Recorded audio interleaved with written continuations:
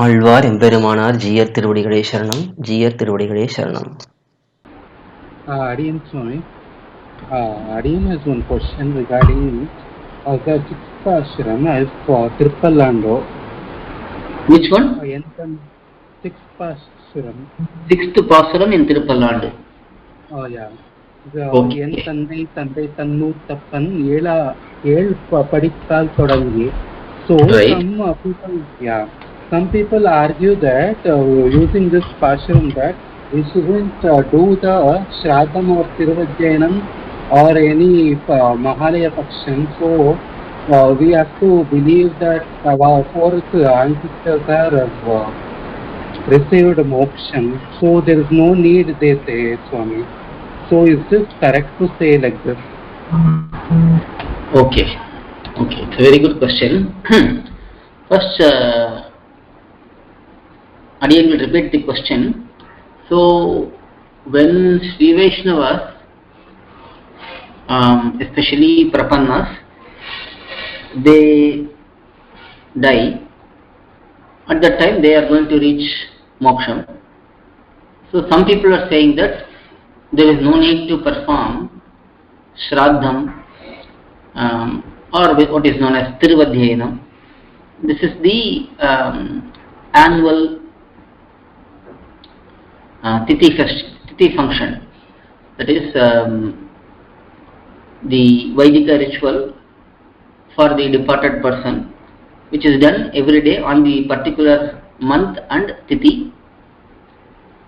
of departure.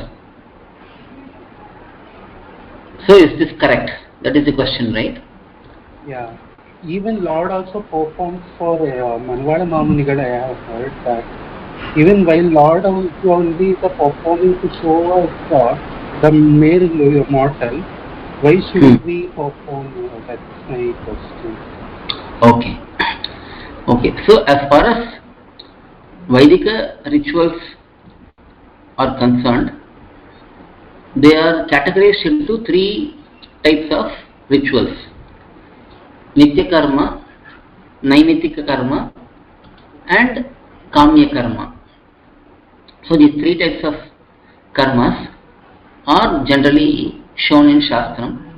Nitya Karma are the rituals which we have to do every day.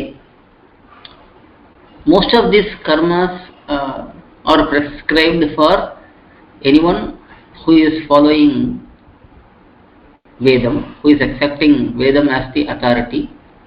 So Vaidikas here don't necessarily mean only Brahmanas, but Brahmana, Kshatriya, Vaishya, Shudra, all four are Vaidikas in the sense that they accept Vedas as the ultimate authority.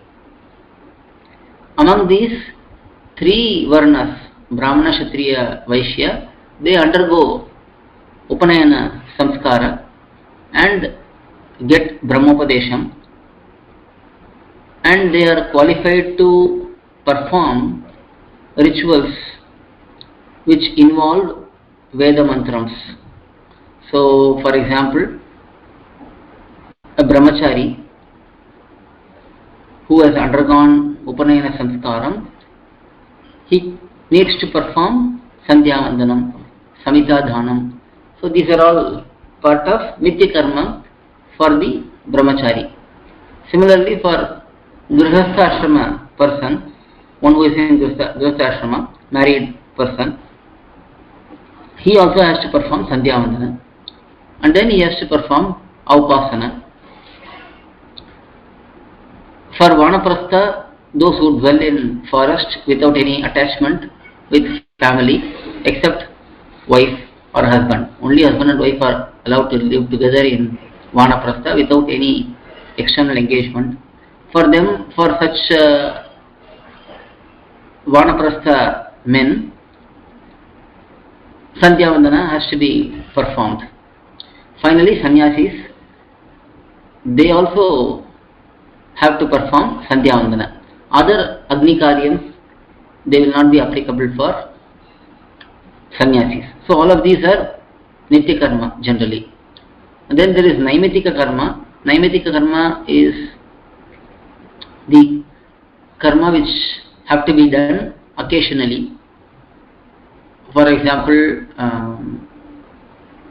during Grahanam, Surya Grahanam or Chandra Grahanam, eclipse times, we perform certain types, certain bathing, and Tarpanam needs to be done. So those are all Naimitika karma. And then there is Kamya karma. Kamya karma is specific rituals which are to be done for specific goals. For example, if Jyotishtoma is performed, one will get Swargalokam. So those who are desirous of Swargam, they will perform Jyotishtoma. Others need not perform Jyotishtoma. Similarly, a king who wants to declare himself as the ruler of the whole country or the world, then he performs Rajasuya Yaga or Ashwamedha Yaga. So these are specific karmas which are done aimed at a particular goal. So Nitya karma and Naimitika karma, these are to be performed by every Vaidika who has undergone this Upanayana Samskara. There is no escape for it. And these SrAdhdham, they are part of this Nitya Naimitika karma. Anyone who is having his father or mother departed, that person who is the son needs to do the SrAdhdha karma. Now, the SrAdhdha karma is specifically meant for those who are in Pitrulokam, because it is aimed at Pitrus. But that is for the general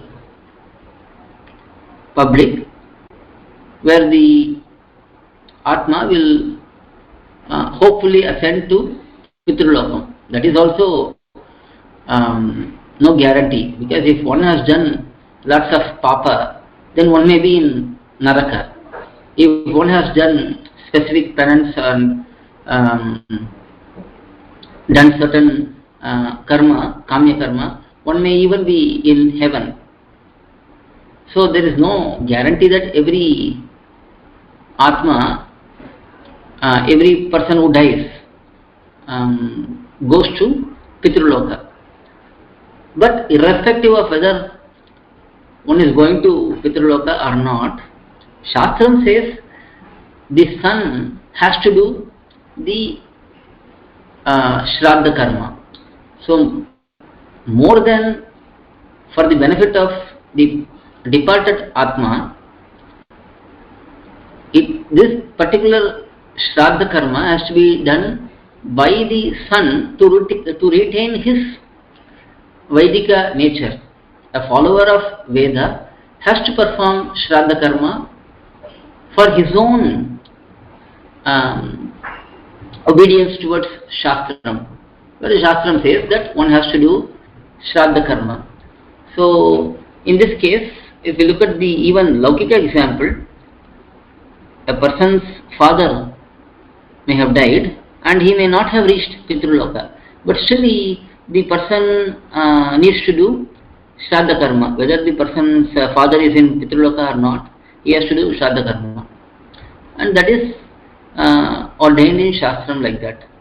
So similar logic can be applied in the person who is departing to Vaikuntham also.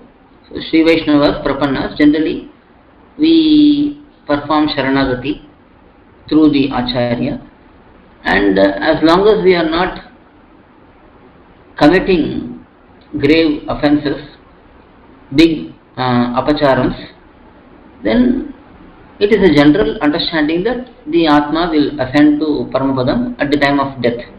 So once the body falls down, immediately the Atma will go to Paramapadam. So the question now is, for a person who is not in Pitruloka, why should the son perform SrAdhdha karma? For that we have already seen we have already got the idea, concept. Even in other case, even if a person is not a Sri Vaishnava Prapanna, even though he is not ascending to Vaikuntham, still there is no guarantee that one may be in Pitraloka. Still, the son has to do his Shraddha karma for his own Vaidika nature to be preserved. So similarly, if Sri Vaishnavas, Prapannas, even though the father may have attained Vaikuntham, still being a follower of Veda, being the obedient servant of Bhagavan, we have to follow what is prescribed in Vedam in normal scenario. Hence, one has to perform Shraddham, and the worst case can also be taken. Maybe the person who departed, he is not desiring to go to Moksham, so he may have ended up in Pitrulokam. I mean, this is not the normal scenario. Usually, if we think in very good Sri Vaishnava Prapanna families, like you quoted in the Tirupalandu Pasaram, there is guarantee that the departed Atma would have reached Vaikuntham. Still, for the sake of preserving one's own Vaidika identity, one has to perform these karmas. And if we who are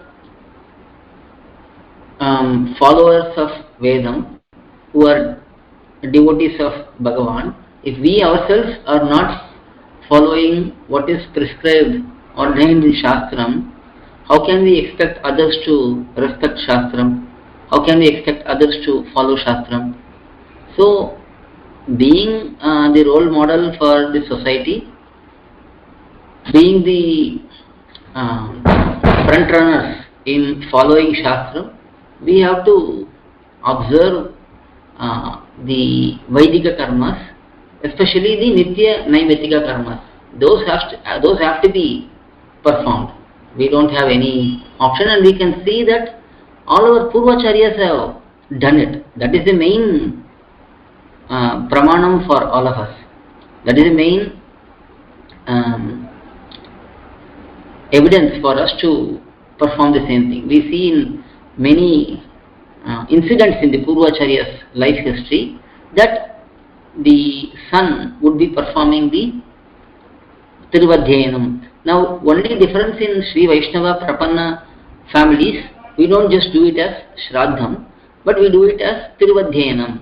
Tiruvadhyayanam means, Adhyayanam we know, recital of Vedas, and same thing is applicable for recital of Divya Prabandhams also. During the Shraddha Karma, we also engage in reciting Alvar's Pasurams and relishing the Pasurams even that time. So, as part of all of our Vaidika Karmas, our Purvacharyas have incorporated Divya Prabandhams also to be recited. Any Vedic ritual, any Vaidika Karma which we are performing, usually there will be some Divya Prabandham recital along with it. That is why the Shraddham is specifically called as Tiruvadhyayanam in our Sri Vaishnava Sampradayam.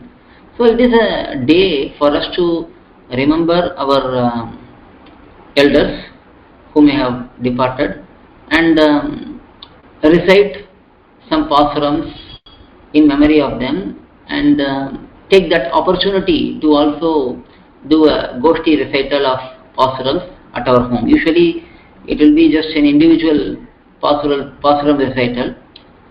At least once in a while our home Perumal will get to hear the pasurams in a Goshti. So that is why this Tiruvadhyayanam concept is established by our acharyas, that along with the Vaidika Shraddha Karma, there is also Divya Prabandham recital, Sri Vaishnava Tadhyarādhanam, and accepting Sri Vaishnava Sri Pada Tirtham. All of these are incorporated in the Shraddha Karma. So it is a mandatory thing. If anyone is having faith in Bhagavan, if anyone is having faith in Vedam, then one has to follow the orders of Bhagavan. Bhagavan himself says, Shruti Smritir Mame Vagya Agya Chedi Madrohi. So he says that this Shruti and Smriti are my orders. Those who are not respecting and following, even after being born in the Vaidika families, if they are not following and respecting the Shruti and Smriti, then they are my traitors. They are as good as my traitors. So that is how Bhagavan himself describes such people. So we see the confusion may arise because we see in some itihasas, Puranas, and some literature that a person who is surrendered to Bhagavan has no Vaidika duty. He has no debt to rishis, he has no debt to devatas, he has no debt to pitrus, and so on. So those are words which highlight the greatness of Prapannas, Sri Vaishnavas. Those need not be taken as literal sayings, because our Purvacharyas have held the Vaidika Dharma as an important aspect in their life. Only in the last generation there is very much a degradation in the following of Vaidika Anushtanams and Dharma. 50 years ago it wasn't so bad. 50, probably 80 years ago, things were a lot proper. But over time things have degraded, the rituals have been lost interest, and people are also doing the rituals without understanding the Tatparya, essence. So in that case what happens is people slowly lose the interest because they don't know what is the purpose of the rituals. If one understands the true purpose, then one will do it with intent. When one doesn't understand the purpose, slowly, and also with the increase of materialistic desires, and also people like to give excuses for their inabilities, for their indiscipline. People try to say if someone is not able to follow these Vaidika Dharma properly, they will say simply, as per Sri Vaishnavas, these are all not important. So they will just move on saying those words. But that is not how our Purvacharyas lived. We have plenty of examples where the Purvacharyas were doing all these Anushtanams, and even our own families, we can see, even in previous generations, people were all doing all of this karma properly, without any deviation and without any excuse. But now people are taking all of these and misleading people also, misleading Sri Vaishnavas. Sri Vaishnavas are misleading Sri Vaishnavas. This is like blind leading blind, for example. Unfortunately, that is very bad for the Sri Vaishnava community. But slowly we have to educate people and make sure people understand the reality and how our Purvacharyas lived. Once they understand all of these, then they will follow these practices properly. I hope it helps. Alvar எம்பெருமானார் ஜீயர் திருவடிகளே சரணம், ஜீயர் திருவடிகளே சரணம். To learn such valuable information about our Sri Vaishnava Sampradaya, please download KOYIL, KOYIL app from Google Play Store or Apple App Store. Our website is koyil.org, KOYIL.org.